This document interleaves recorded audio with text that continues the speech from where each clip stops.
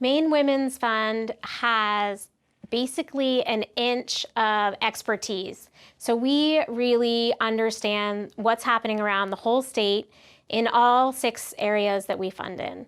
And our grantees are the experts in their individual communities and in their individual fields. So they really have a mile of expertise in very specific areas. And one of the things we do is try and make sure that there's a lot of connections between all the organizations with that mile long knowledge, given our inch of knowledge, and seeing how things connect. We have been so lucky. The Maine Women's Fund, since its founding mothers, has really focused on being in relationship with our grantees. As you might notice behind me, there's a quilt there, and it highlights a lot of the early grantees that we had, and that's the kind of relationship that we had. It wasn't just writing a check, it was really connecting with them and highlighting them, but seeing them as people and finding the connections between us as women to work together and to use our power together. Before COVID, we had a lot of annual events that we brought people together for. So we have had a big luncheon or dinner since pretty much the time that we started over 30 years ago. And it's a real opportunity for all the women that have supported us to meet the grantees, for the grantees to network with each other, for us to put them on stage and really highlight their voices and their work. And that's one of the ways that we've really connected them. We've also been able to get our grantees together through Zoom during COVID, and before that, Maine's a really big state geographically, so we also used tele-networking to make sure that people could come together and share about their work and see if there weren't opportunities to work together. I also spend a lot of time emailing people and connecting one another where I see alignment in their work or in their goals, and doing the same with potential funders to make sure that they have not only us as supports, but that we're broadening that network as much as we can. Maine Women's Fund decided to partner with Wabanaki Public Health and Wellness last year because we saw an opportunity to really help them raise their voice. About half of American people don't know that there are still tribal nations here in this country, that there are Native peoples that are everywhere. And we have 5 tribal communities in Maine that are often left behind. And so we thought this partnership would be especially strategic for providing an opportunity for them to really share what was happening in their communities. It's a learning opportunity for us. We're getting to learn what's really happening in their communities and benefit from the 12,000 plus years of knowledge that they have developed in this very place that we're all working. It's a huge opportunity. The Wabanaki Hub really gives us an opportunity to align our missions by allowing Maine Women's Funds to help highlight the work that is happening in tribal communities that Wabanaki Public Health and Wellness is leading. And they do that in partnership with the leaders in each Wabanaki community. So using public health principles to bring the needs through needs assessments, both quantitative and qualitative, to their strategic planning and their work plans, that in our mind is really a best practice about how we want all our grantees to work and how we work using the grantees to inform our work as well. We are really honored to find a partner that's working with all the tribal communities in ways that allow them all to participate in this work, and acknowledges their own expertise in leading it.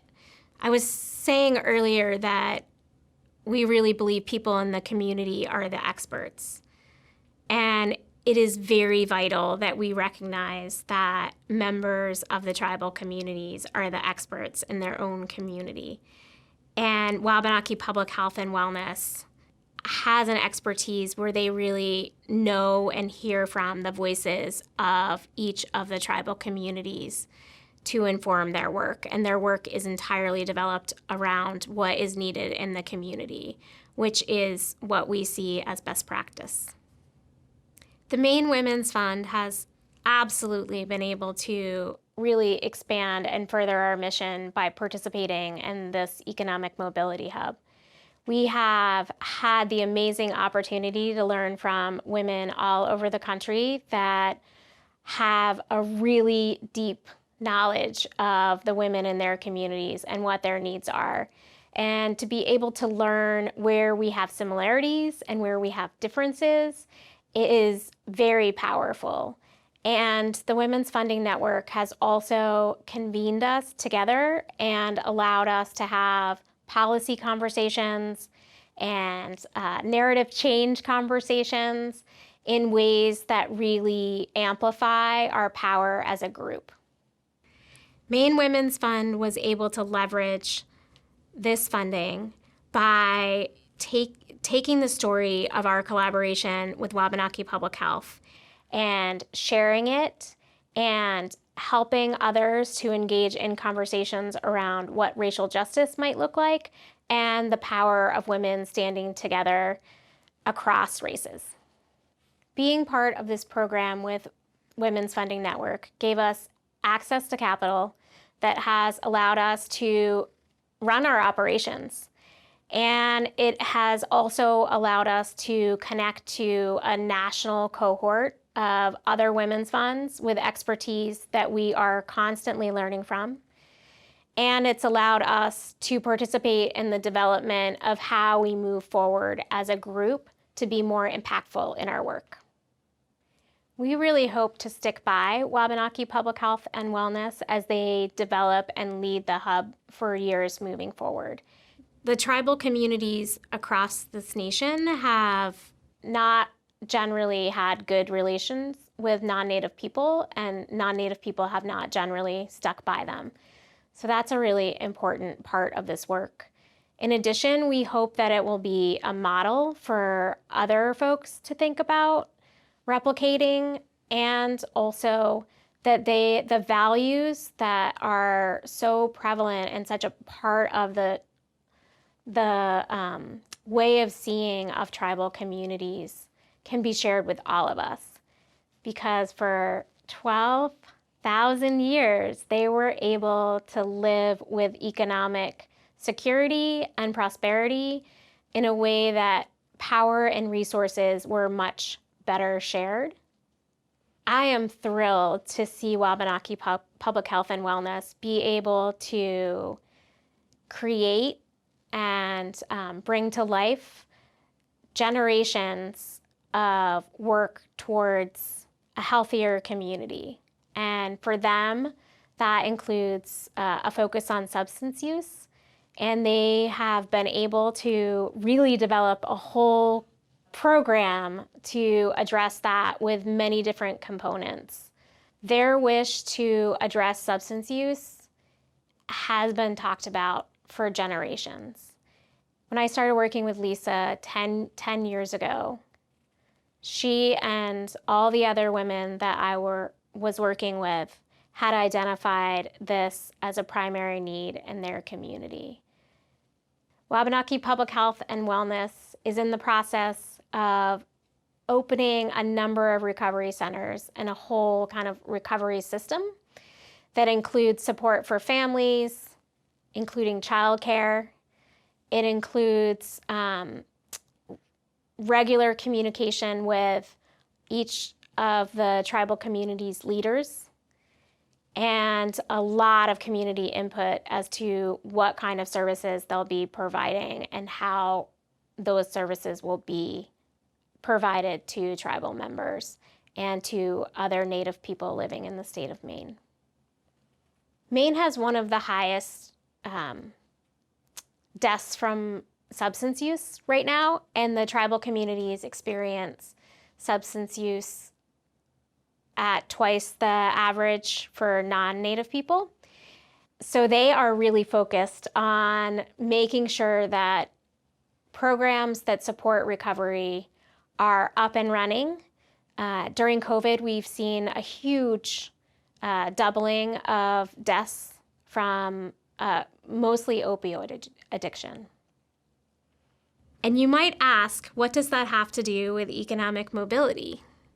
And what I've learned from Wabanaki Public Health and Wellness is that it's impossible to have the opportunity to have economic security and mobility if people are sick.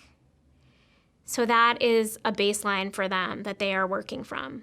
They've been working during COVID, helping people access clean water because they don't have clean water in all their communities. And this is another basic need for them. Wabanaki Public Health is very strategic in the way it does all its work. So it not only is trying to treat the problem that people in the community have at really high rates, it's the problem that the chiefs had really, and the tribal councils had decided were its biggest priority. And they've been working as communities for generations on trying to address this problem. So it's a long-standing one. But they've really thought strategically about how they do the work. So a lot of the people that are employed in their organization are peers. There's a really low high school graduation rate within the tribal communities. And so a lot of people don't have the education that's necessary to get a lot of other jobs, especially if they have been in recovery, are in recovery themselves and have struggled with addiction previously in their lives. So the kind of peer support that Wabanaki Public Health and Wellness offers people that would probably not be well positioned for a lot of other jobs.